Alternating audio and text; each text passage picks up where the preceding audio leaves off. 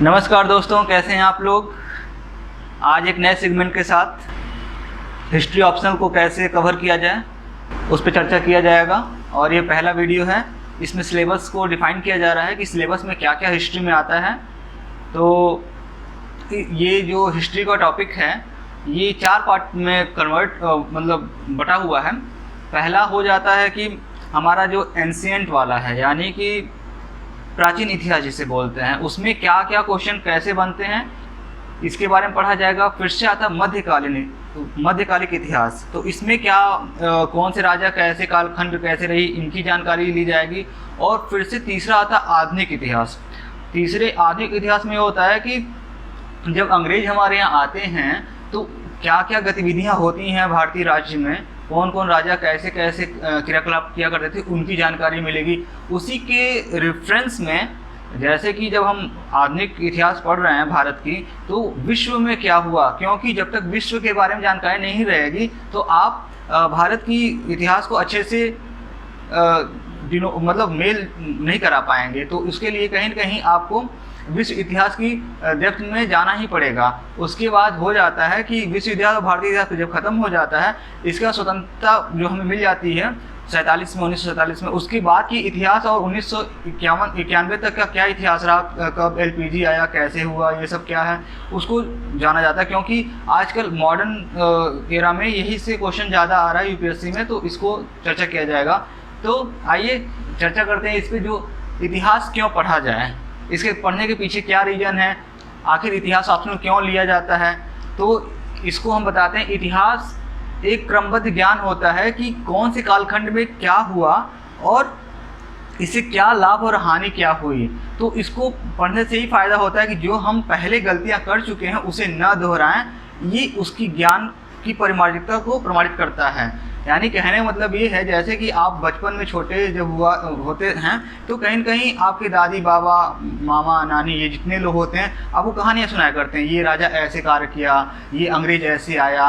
कुछ अच्छी बात होती है, कुछ बुरी बात होती है, तो वो वहाँ से इंटरेस्ट आता है बच्चों को पढ़ने में। अरे ये भारत में हुआ, अरे ये विश्व में हुआ, तो कहीं न कहीं एक सोच का दायरा बढ़ता है बच्चों का। तो वैसे कोई सा सब्जेक्ट आप पढ़ रहे हैं, यदि उस पर आपका इंटरेस्ट नहीं है, यदि आप उनसे दत्चित होकर नहीं पढ़ पा रहे हैं, तो वो आपको समझ नहीं आएगा। जैसे होता है कि हिस्ट्री बहुत कठिन है, इसमें डेट वाइज सब कुछ रटना पड़ता है, ऐसा नहीं है, डेट वाइज रटना पड़ता है। इसको कहीं न कहीं आप राजा के कालक्रम के अनुसार, जो राजा जब आए, जो युद्ध जैसे हुआ, उसको क्रोनोलॉजी का सेट कर लेते हैं उसकी, तो कहीं न कहीं आप को रटने की इतनी आवश्यकता नहीं होगी, क्योंकि आपको सरफेस का नॉलेज होता है, इसलिए उसमें दिक्कत हो जाती है। कहीं डेप्थ में घुस के उसका नॉलेज देंगे तो वो आपको कंक्रीट बन जाएगा उसको। तो आइए इतिहास के बारे में हुआ, पुरानी बातों को हम कैसे क्रमबद्ध तरीके से पढ़ रहे हैं और उस गलती को दोबारा ना दोहराएं, इसके पढ़ने के रीजन यही होते हैं। तो हमने जो बोला कि इसको हमने 4 भागों में बांटा है। इसमें पहला था प्राचीन इतिहास, दूसरा है मध्यकालीन इतिहास और तीसरा है आधुनिक इतिहास। इसी के साथ अगर आधुनिक इतिहास हम पढ़ते हैं तो कहीं न कहीं इसी के साथ हम विश्व इतिहास को भी मिलाते जुलाते पढ़ेंगे तो ज़्यादा समझ में आए। क्योंकि अगर भारत में जो हो रहा है उसका कहीं न कहीं इम्पैक्ट इंग्लैंड से आ रहा है या फ्रांस से आ रहा है, तो उससे मिलजुल के अगर पढ़ा जाए तो कहीं न कहीं 2 सभ्यताओं के बारे में, 2 जगहों के प्रशासन के बारे में हमें अच्छी नॉलेज मिलेगी। क्योंकि अंग्रेज आए, बहुत कुछ हमको दिए भी और बहुत कुछ ले भी गए। जैसे कि कोई भी नए जगह कोई जाता है तो वहाँ कुछ कुछ चीज़ें सीखने को मिलती है, कुछ हानियाँ भी होती हैं। तो वैसे इंडिया में था, कुछ चीज़ें हमने अंग्रेज़ों से सीखा और कुछ हमने गंवाया भी। ठीक है, तो इसके बाद ये दोनों खत्म हो जाता है। इसके बाद आप स्वतंत्रता जब हमें मिल गई 1947 में, उसके बाद क्या हुआ भारत में। क्योंकि यदि अचानक किसी को साम्राज्य पूरा दे दिया जाता है कि लो भाई अब तुम राज करो, तो उसका प्रशासनिक ढांचा कैसे होगा, कैसे अधिकारी कार्य करेंगे, जनता के बीच में कैसे हम अच्छे से अपने वैचारिक मतभेद को हटा सकते हैं। क्योंकि जनता सर्वोपरि होता है, जनता ही गणराज्य, जो प्रजातंत्र रहती है उसमें, लोकतंत्र जब होती है तो उसमें प्रजा ही महान होता है, प्रजा जो रहता है वही महान होता है। और हर प्रजा के लोगों को संतुष्ट करना काफ़ी कठिन होता है। तो ये इसके बाद का इतिहास काफ़ी कठिन हो जाता है, क्योंकि सबको एक समय पे नहीं घुस किया जाता। कोई व्यवस्था लागू करो तो कहीं कहीं लूप एंड फॉल्स हो ही जाती है, क्योंकि अभी भी देखा जाता है, अगर हम टीयर 1 से बात करें और टीयर 3 पर जाते हैं, यानी टीयर 1 का मतलब हो गया कि ग्रामीण व्यवस्था से लगाए और अपर केंद्रीय व्यवस्था तक जाते हैं, तो कहीं कहीं लूप एंड फॉल्स मिल जाता है। और अभी भी ये कंडीशन हम देख सकते हैं इंडिया में कि ऊपरी प्रशासन यानी केंद्रीय सरकार तो कुछ अच्छा कार्य करती है, लेकिन राज्य सरकार तक और ग्रामीण व्यवस्था तक आते आते उसमें काफ़ी ज़्यादा दिक्कतें हो जाती हैं। तो ये एक जो प्रशासनिक अधिकारी है उसको कैसे अच्छे से मैनेज करा सकता है, उसके बारे में यहाँ पे सब कुछ चर्चा किया जाएगा। तो वही 1991 तक का यहाँ बताया गया है। अब आते हैं जो हम इसमें टॉपिक चर्चा करेंगे वो क्या है, वो है प्राचीन इतिहास। तो प्राचीन इतिहास में आप देखेंगे कि यहाँ कार्बन, यूरेनियम, पोटेशियम, आर्गन ये सब लिखा हुआ है। क्या है ये जो साइंस के स्टूडेंट होंगे जिनका केमिस्ट्री पे अप्रोच हो या 10th-12th में जो पढ़े हों, उसमें होता है कार्बन डेटिंग। तो कार्बन डेटिंग तो सबने सुना है कि कार्बन डेटिंग से हम इसकी आयु की गणना कर रहे हैं। तो कार्बन डेटिंग तो चलो सही है भाई, ये हम कार्बन को उठाए और देख लिए भाई ये कितना पुराना मटेरियल है, क्या है क्या नहीं है। ये वाला टॉपिक सबको स्किप कर देते हैं और आजकल क्वेश्चन यहीं से आता है कि कोई भी पुरातात्विक उत्खनन किया जा रहा है, डिगिंग कहीं किया जा रहा है, तो कौन सी सभ्यता का ये मूलक है, कैसे मालूम चलेगा कि ये इतनी सभ्यता का पुराना है, ऐसे है। तो अगर कार्बन डेटिंग की बात करें तो इसमें केवल कार्बनिक पदार्थों के ही चीज़ों को हम कार्बन डेटिंग से ही उसका समय निर्धारित कर सकते हैं। लेकिन यदि कार्बनिक पदार्थ नहीं है तो कैसे करेंगे? तो अलग अलग मेथड है उसको निकालने के। जैसे यूरेनियम है या कोई पत्थर है तो वो कितना पुराना पत्थर है, तो इसके ये पुरातत्व विज्ञान में पढ़ाया जाता है। और आजकल यहीं से क्वेश्चन ज़्यादा ही आने लगे हैं 20-20 नंबर के। अगर पेपर उठा के देखें पिछले साल को, उसमें भी यही आया हुआ है। यूरेनियम गणना क्या है, पोटेशियम आर्गन का क्या चर्चा है कि मान लीजिए कोई ज्वालामुखी के अंदर कोई सा राख निकल रहा है, वो राख कितनी पुरानी है, कैसे कहेंगे कि ये पूरा पाषाण काल का है, पाषाण काल का है। तो उसमें ये होता है पोटेशियम का जब क्षय होने लगता है आर्गन में, यानी पोटेशियम गैस, पोटेशियम जो है वो कन्वर्ट होकर आर्गन में चला जा रहा है। जैसे कि आप देखेंगे समस्थानिक ये सब होते हैं और ये रेडियो एक्टिविटी जो गणना होती है उससे देखा जाता है। तो इन सब चीज़ों को हम अच्छे से बताएंगे वहाँ पे जब ये प्राचीन इतिहास शुरू मतलब टॉपिक पे आ जाएगा। तो कार्बन, यूरेनियम और पोटेशियम आर्गन 6 के बारे में क्या है, ये गणना क्या है, जेइगर मापन क्या होता है, ये सब जाना जाएगा। फिर से आता है कि इतिहास को पढ़ने का क्या तरीका है कि ऐतिहासिक साक्ष्य कौन सा, अनऐतिहासिक साक्ष्य कौन सा है। ऐतिहासिक साक्ष्य वो कहलाते हैं जो वेद पुराण में क्रमबद्ध तरीके से लिखे गए हैं, यानी कि हमारे श्रुति हैं, ऋचाएँ हैं, या ऋग्वेद है, श्यामवेद है, यजुर्वेद, अथर्ववेद है, तो उसमें क्या क्या लिखे गए हैं। आर्यों के आने के बाद जो ये वेद लिखे गए, जैसे एक थोड़ा कंट्रोवर्सी है, आर्यों के आने के बाद लिखा गया, पहले लिखा गया, कैसे क्या, इस पर हम नहीं जाते हैं, क्योंकि कई जगह इतिहास में क्रमबद्धता टूट गई है, क्योंकि कई पुराण हमारे मिल नहीं पाते हैं, कई दब गए हैं, और जो मिले हैं उसी के आधार पर ये सब लगाया जाता है कि जो पुराणों में लिखा हुआ वो ऐतिहासिक माना जाता है, और जो पुराणों में नहीं है, जैसे कि हम किसी सोसाइटी यानी सभ्यता को जानना चाहते हैं कि ये सभ्यता किस समय का है, क्या है, तो उसके लिए कहीं न कहीं हमारा मृदभांड संस्कृति आ जाता है, आहर संस्कृति आ जाता है, जरवे संस्कृति आ जाता है। ये क्या है इसके बारे में जाना जाएगा। मतलब कि किसी मेटल को लेके उसकी गणना किया जा रहा है कि ये इस समय का हो सकता है, तो हो सकता है ये वाला सामान उस समय के रेफरेंस में रखा गया हो, वो अनऐतिहासिक में आ जाता है। मतलब कि इनकी चर्चा किसी वेद पुराण में नहीं मिलती है, इनको अनऐतिहासिक कहा जाता है। वही लिखा गया है कि ऐतिहासिक और अनऐतिहासिक स्रोतों के हिसाब से हम कैसे इतिहास को पढ़ते हैं। जैसे कि हड़प्पा जो संस्कृति है वहाँ से चीज़ें हमें अनऐतिहासिक काल की मिलती हैं, लेकिन जब वैदिक एरा में आप आते हैं, वैदिक एरा यहाँ लिखा हुआ है, हड़प्पा के बाद आता है उत्तर वैदिक काल और वैदिक काल, यहाँ से चीज़ें हमें कहीं न कहीं किसी टेक्स्ट बुक में मिलती हैं, जो महापुराण है, पुराण है, इसमें मिलती हैं, तो उसे हम ऐतिहासिक बोलते हैं। ये वाला टॉपिक खत्म हुआ। अब आइए इसके बाद क्या होता है कि हमने कार्बन, ऐतिहासिक ये सब देख लिया। प्रशस्त युग यानी कि इसे बोलते हैं पाषाण युग। पाषाण युग में क्या हुआ, कैसे पत्थरों से कैसे लोगों ने आग निकाला, कैसे पहली कृषि किया, क्या है, तो ये भी प्रशस्त युग 3 भागों में बटा हुआ है। पूरा पाषाण काल, मध्य पाषाण काल और नव पाषाण काल। तो इन कालखंडों को जानना काफ़ी जरूरी होता है कि कैसे मानव पहले मतलब कि दो पैर और दो हाथों से कैसे सरक सरक के चलता था, उसका धीरे धीरे उसकी रीढ़ की हड्डी सीधी होती गई तो वो चार हाथों मतलब दो पैर और दो हाथों के बजाय दो पैरों पे चलना शुरू कर दिया और हाथों से अपना आग जलाना या पशु को मारना, जैसे कि थ्रो करना, पत्थर को कैसे कर रहा है, पत्थर को छोटा कैसे बनाया, ये सब इसमें ताम्र पाषाण काल में हम लोग ये पाषाण काल में हम लोग देखेंगे।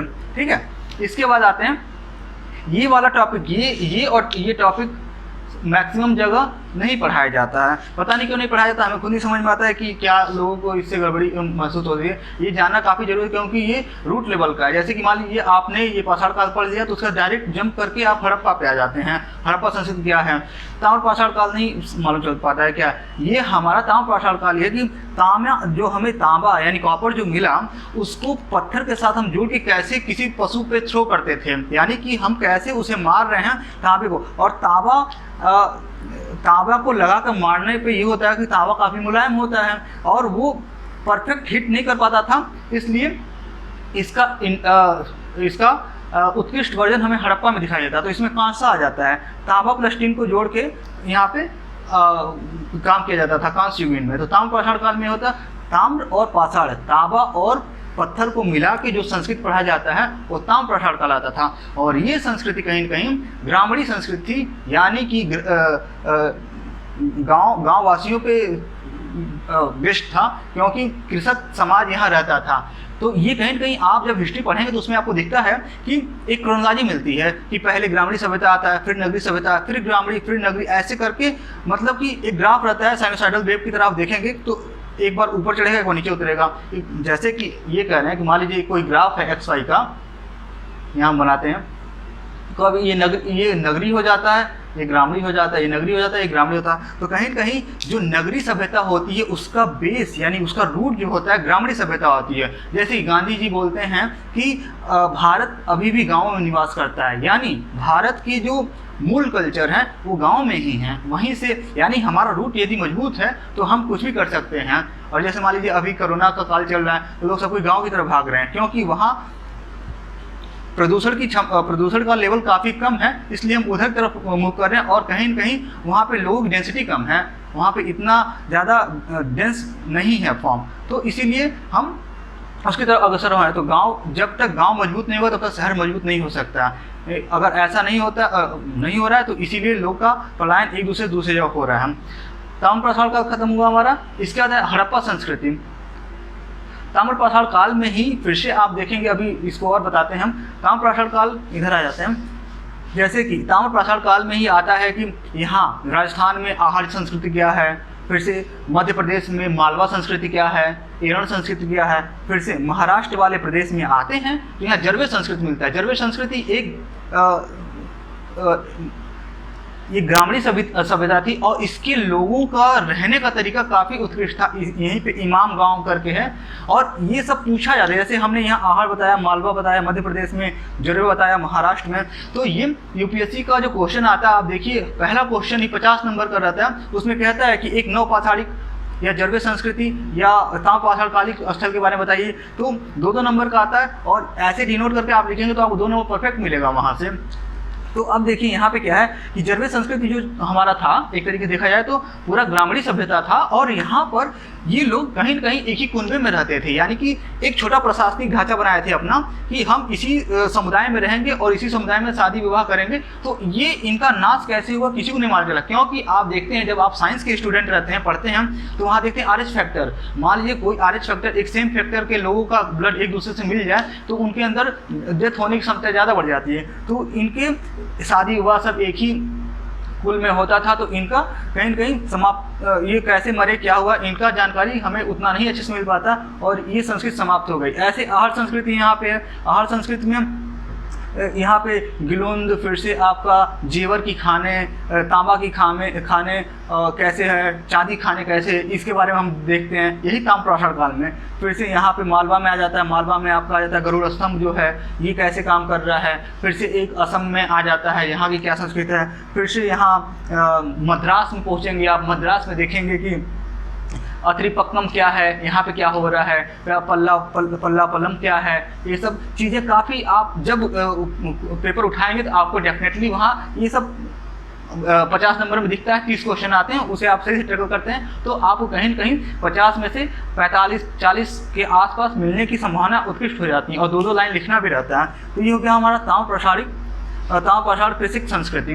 अब आते हैं हड़प्पा। हड़प्पा सबकी जुबान पर रहता है क्योंकि यहाँ से पढ़ना काफ़ी इंटरेस्टिंग वाला चीज़ें आना शुरू हो जाता है कि हड़प्पा संस्कृति क्या है, या सरस्वती संस्कृति क्या है, या इसे कह सकते हैं सिंधु घाटी सभ्यता क्या है। इसी के नाम जितने स्थल मिले हड़प्पा में, जैसे कि डिगिंग जो होती है, हम लोग इंडियन है तो हम लोग कहीं न कहीं सस्ते में काम करना सोचते हैं कि सस्ते में हम मैक्सिमम आउटपुट दें, तो हम लोग डिगिंग जो करते हैं, डिगिंग 2 टाइप का होता है, इसको बताया जाएगा कैसे खुदाई होती, पुरातात्विक खुदाई कैसे होती है। तो डिगिंग यदि हम वर्टिकल करते हैं तो वर्टिकल करने पे हमें कहीं न कहीं एक क्रोनोलॉजी मिलता है, समय का सही तरीके से आकलन मिलता है कि मान लीजिए कि इस समय फर्स्ट राजा आया, इसका दूसरा राजा आया, इसका तीसरा राजा आया, तो ये क्रमबद्ध ज्ञान हमको मिलता है समय का। लेकिन यदि आप डिगिंग कर रहे हैं, इस खुदाई को करना आसान होता है और पैसा भी कम लगता है, ठीक है। और यदि आप किसी साम्राज्य का कि खुदाई मान लीजिए यहाँ मालूम चलता है कि मगध साम्राज्य है, मगध साम्राज्य अभी बिहार में है, तो वो खुदाई करना शुरू करते हैं, तो ऐसे हॉरिजॉन्टल खुदाई कर रहे हैं तो यहाँ पैसा भी ज़्यादा लगता है, ठीक है, फंडिंग भी कम मिलती है जो पैसा ज़्यादा लगता है तो, और कहीं न कहीं इससे उस साम्राज्य का विस्तार मालूम चलता है कि कितना बड़ा ये साम्राज्य रहा होगा और एक कालखंड में क्या क्या घटनाएं घटी थी। तो ये इंडिया में थोड़ा सा कम इस पर हम लोग इन्वेस्ट करते हैं, क्योंकि एक बात आप बताइए कि जब हम इंडियन ऐसे हैं कि हम लोग 1 इंच ज़मीन किसी को दे नहीं सकते हैं, तो हम इतना बड़ा खुदाई कैसे कर सकते हैं। यदि किसी का घर मिल जाए, कोई वहाँ पहले से रह रहा है, तो उसके घर को तोड़ के अब थोड़ी उस ज़मीन के अंदर जाके देखें कि क्या है, वो तो क्लेम कर देगा। इसलिए ये वाला इंडिया में फेल हो जाता है ये कल्चर। इसीलिए हम देखते हैं कि वर्टिकल खुदाई ही करते हैं, वर्टिकल डिगिंग करते हैं, जिससे कि हमें एक समय का सही निरूपण मिल पाता है, ठीक है। और एक और बात आता है इसमें कि आप देखे होंगे कि हमेशा ड्राई वाले जो सूखा प्रदेश है, जहाँ पे नदियों का गमन उतना नहीं है, वहीं पे ज़्यादातर खुदाई होता है। जैसे कि आप देखेंगे राजस्थान का, या ये पंजाब का, या ये राजस्थान का, ये पंजाब नहीं है, पंजाब ऊपर हुए, ये गुजरात का, राजस्थान का जो बेल्ट है, या गुजरात राजस्थान का बेल्ट जो है, तो यहाँ पे देखा जाता है कि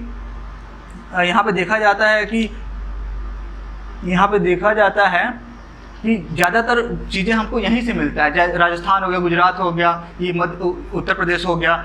इसका ये बात है कि यहाँ पर जो चीज़ें मिलती हैं वो कहीं न कहीं कार्बन डेटिंग के अनुसार देखा जाए तो उसका नॉलेज हमें अच्छे से मिल जाता है, यानी कि उसमें जंग कम लगता है, इरोजन कम होता है, ये सब चीज़ें रहता है, इसीलिए हम यहाँ पर चीज़ें ज़्यादा अच्छे से निकाल पाते हैं। वहीं आप यहाँ बिहार में आ जाइए तो बिहार में एक सारण जगह है, सारण जिसे बोलते हैं चिरान, सारण बोले तो डिस्ट्रिक्ट हेडक्वार्टर है, उसका नाम चिरान वहाँ जगह है, तो वहाँ पर भी हड्डियों का अवशेष पाया गया था। तो यहाँ पे थोड़ा वो करना काफ़ी कठिन होता है, क्योंकि नॉलेज लेना काफ़ी कठिन होता है, क्योंकि यहाँ काफ़ी छत बिछत चीज़ें मिलती हैं। जो हड्डी मिली वो काफ़ी पुरानी हो गई, तो उसको अच्छे तरीके से डिनोट करना काफ़ी कठिन हो जाता है। तो ये ताम्र पाषाण काल में ही ये सब हुआ, और पाषाण काल और ताम्र पाषाण काल में ही ये सब बताया गया।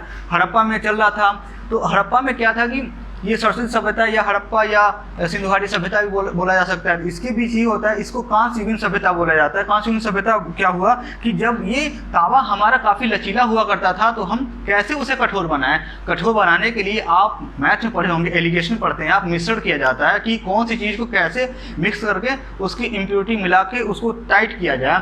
तो इसमें कापर और स्टेनस, कापर प्लस स्टेनस मिला दिया जाता है तो कांसा बन जाता है, ठीक है। तो ये कांसा को मिला के हम मजबूत धातु मिश्रित धातु बना लेते थे, और इससे चीज़ें हम काफ़ी अच्छी बारीक चीज़ों को काफ़ी अच्छे तरीके से बना लेते थे।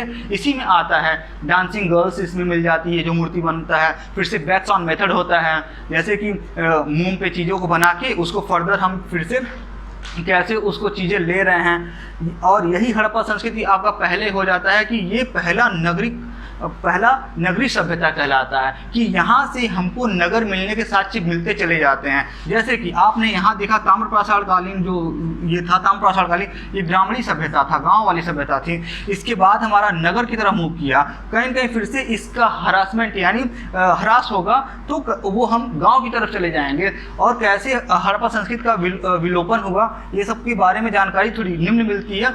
ये कहीं कहीं तथ्यों पे आधारित कहा जाता है कि हाँ ये हो सकता है, ऐसे भूकंप आया होगा तो बाढ़ आया होगा, ये अनुमान लगाया जाता है, इसका कोई प्रमाणिक साक्ष्य नहीं मिलता हमको। अब आ जाइए हड़प्पा संस्कृति यहाँ खत्म करते हैं हम। अब आता है कि छठा, आर्यों के आगमन और ऋग वैदिक काल। तो इसमें मैक्स मूलर हैं, अपने दयानंद सरस्वती जी हैं, इन्होंने काफ़ी कुछ लिखा है इनके बारे में कि ऋग वैदिक काल में ग्रंथों महाग्रंथों को कैसे लिखा गया, ये इसमें मातृसत्तात्मक समाज थी कि नहीं थी, कैसे विदुषा अपला कैसे काम करती थी, लोग विदुषी जो नारियाँ थीं। इसके बाद ये ऋग वैदिक काल का काम खत्म होता है, उत्तर वैदिक काल में आई। उत्तर वैदिक काल में कि कैसे चीज़ें पुरुष प्रधान होने लगी। जैसे कि अभी आप देखेंगे चीज़ें कुछ कुछ पुरुष प्रधान ही हैं। जैसे शादी होता है तो सब चीज़ें पुरुष के खेमे में रहता है कि नहीं हमें ये चाहिए वो चाहिए, ये सब उत्तर वैदिक काल में भी यही सब वहाँ से ये कुरीति स्टार्ट हुई और अभी तक चलती आ रही है। छठी शताब्दी ईसा पूर्व में देखेंगे तो छठी शताब्दी ईसा पूर्व में देखा जाएगा तो यहाँ पे सामाजिक धार्मिक सुधार होता है। सामाजिक धार्मिक सुधार क्या होता है कि आप देखेंगे कि क्या समाज में परिवर्तन क्या हो रहा है, कैसे कैसे कार्य हो रहे हैं वो देखे जाते हैं। इसी को सामाजिक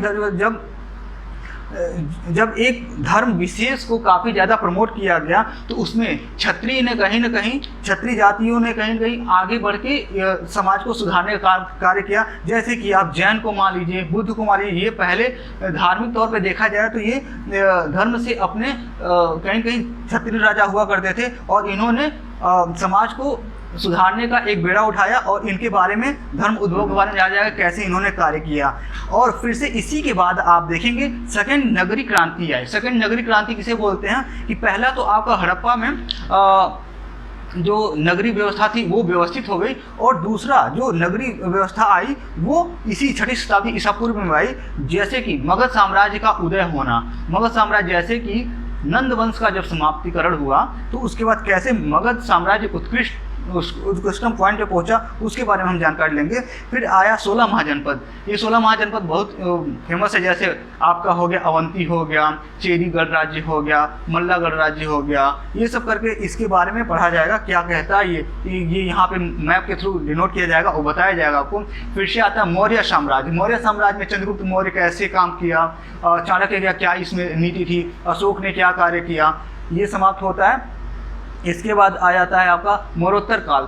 मौर्य के खत्म होने, मौर्य साम्राज्य खत्म होने के बाद मौर्य का उत्तर काल यानी इसमें शुंगा काल आ जाता है। शुंग ने कैसे काम किया ये सब, और इसी के रेफरेंस में हम सातवाहन काल को ही पढ़ेंगे। सातवाहन काल में गौतमीपुत्र सतकर्णी क्या किया, हाल ने क्या किया,